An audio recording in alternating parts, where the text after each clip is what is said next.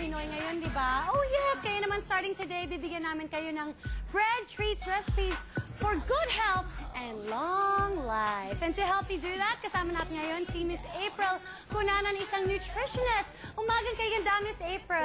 Umagang kay ganda rin sa'yo, Iya, and sa lahat ng nanonood. Yay! Miss April, ayon sa nabasa ko, one of the healthiest, if not the healthiest, na klase ng bread ay ang high-fiber wheat raisin. Yes, bread. tama ka dyan, Iya. Kasi aside from the fiber na nanggagaling sa wheat, meron din ang raisins na fiber na nagko-contribute sa bread na to.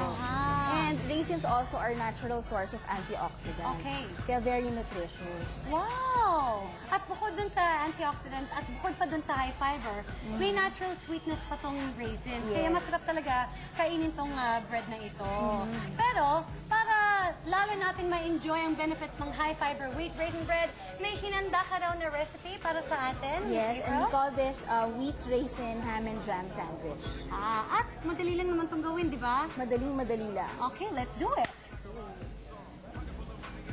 Mga kailangan natin bukod dito sa high-fiber wheat raisin loaf ay cooked ham, spreadable cream cheese, sugar-free strawberry jam, at lettuce.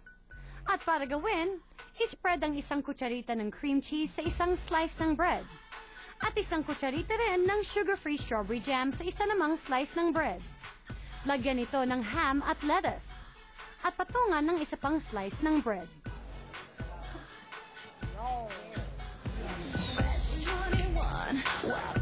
So, sarap naman! Pero, Miss April, hindi ba nakakataba ito? Kasi may ham siya, may cream cheese, at may jam. No, hindi siya nakakataba kasi itong sandwich na to, it gives you 300 calories lang. So, equivalent to 1 meal already. Okay. At sa carbs, meron pa siyang 47 grams. Yes.